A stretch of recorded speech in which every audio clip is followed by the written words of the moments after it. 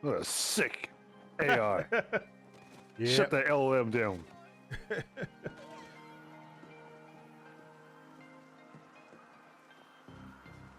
She's itching for all kinds of trouble. Mm-hmm. Man of mayhem. So I'm gonna go ahead That's it and get ready for the to division. Yeah, that's I'm not it. the Ascent. Shit, I'm forgetting about it already. The Ascent. What do they have? Or the Descent. I mean, depends what you think. It definitely had its moments. And, unfortunately, what I remember about the game? The glitches. Good music and glitches. We got through it, right? Yeah. So probably just more annoying than anything. Yeah. Like it should be this way, and why is it this way? And if you know it's that way, why is it still this way? Coming back to it, I'd recommend it. I just warn people to let I'd have to put a cautionary tale. There's a chapter in this game. It's called glitches. Game breaking glitches. There are glitches, but it was fun. It was good to go through. Good to see it through to the end, and we got the DLC in, so that was a bonus. Nice world, right? Nice details, Beautiful details. music, glitches.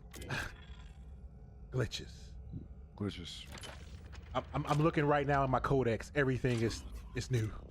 Like it's the first time that I've ever looked at the entry again.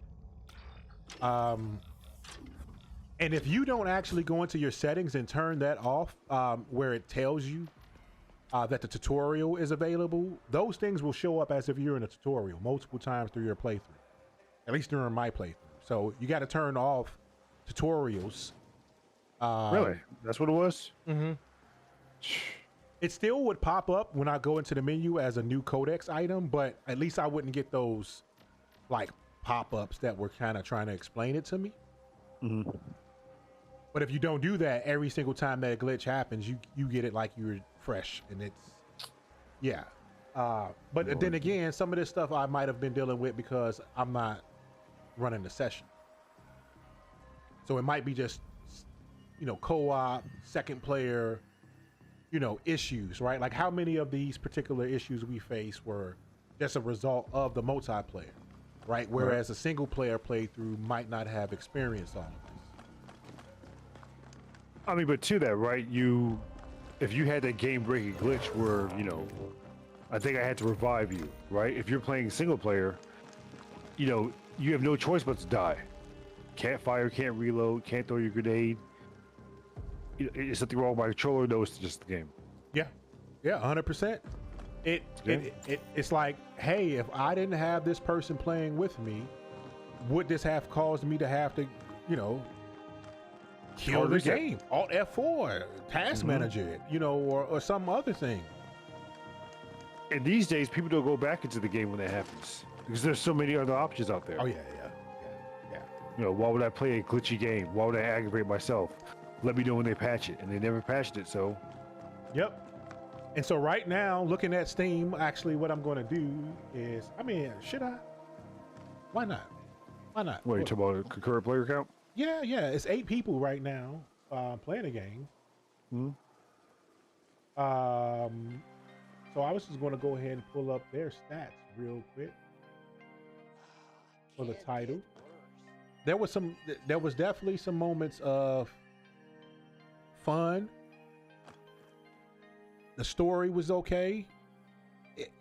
I probably didn't like how they presented it a lot of the time, but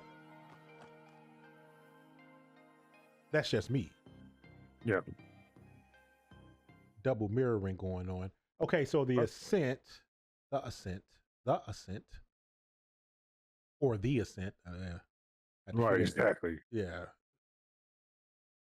8 viewers right now, 13,000 followers, right? So 13,000 for a game like this. What do you think would have been a fair amount for this type of game? First of all, it wasn't a AAA game. Now, this game did launch on Xbox Game Pass. This was a day one game on there, which really helped it. But when studios take that type of offer, it also lets them know that they're kind of a wage slave because you spend all this time, and once you sign with Microsoft to make this a Game Pass game day one, that eliminates people from buying your game. So a lot of people probably, like I said, use Game Pass to try this game, saw it was glitchy, and then bailed out. Yep. So does that mark go to the skills of the game? No, because they got paid by Microsoft already. So this game is perfect for a Game Pass game because people will be able to go in there, and if they can tolerate the glitches, there's really something under the covers. Yeah. Yep. I mean, do you think they're going to come out with a follow up? No, no, no. I mean, there's a world to build with, but I get with the numbers and the fact that they haven't even gone back to fix this and try to at least salvage the reputation of it being a glitchy game. Because if you go to most reviews for people that actually played this game, they're going to have to mention the glitches. I can't. If I saw a review that didn't have glitches mentioned, I would think that they didn't play the game. Yeah. Now the question is it prevalent on the PC? Is it prevalent on the PS5? Is it prevalent on the Xbox? It did not come on the Switch, and I don't see this being ported to the Switch 2 either. It'd be great on the Switch 2, but if they ever do that, I do hope that they would actually fix the glitches. Okay, we're going to hop into the Helldiver, so we're getting that set up right now. I just wanted to take some time to actually review the game and give some fresh feedback. The I guess how would you rank the DLC versus the core? DLC is a good add-on. I mean, the last boss was interesting enough where they tried to make him something.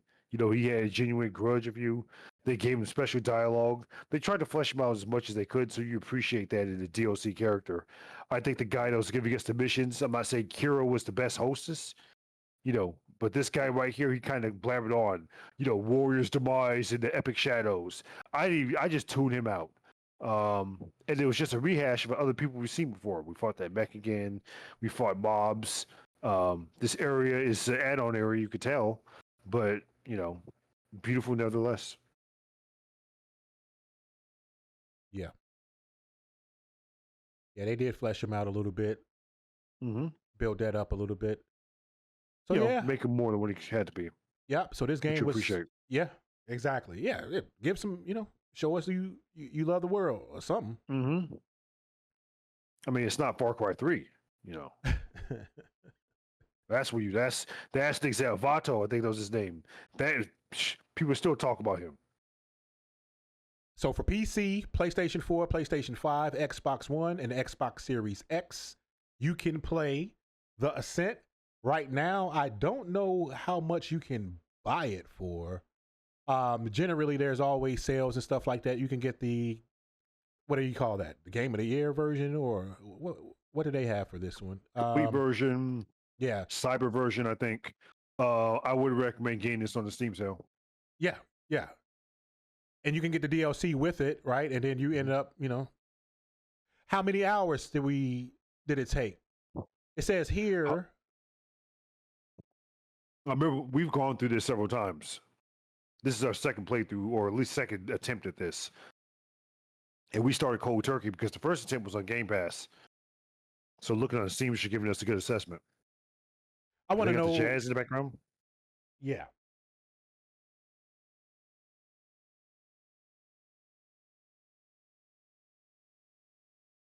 I wanted to see. You said how long to beat it? Let me look. No, I mean like, is that the name of the web? Yeah, howlongtobeatit.com. How long to beat? Yep. Okay.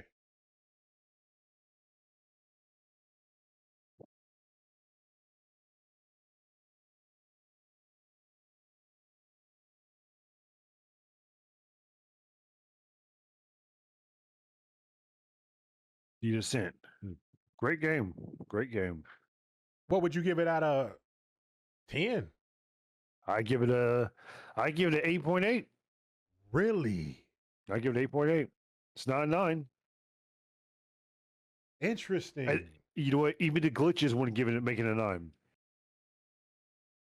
So that means it's just not a 9. I'm glad you enjoyed it that much. To me, for me, 7.5. Seven Do you and a remember the half. story? Yeah, it was just I mean, like it had everything that it needed to be, like I said, like a 9 for me in terms of the setup. It was the Right. execution. Potential's there, right? You just And like you said, you got to give 1 point at least just for the glitches. Hell, absolutely. you might have to give 2.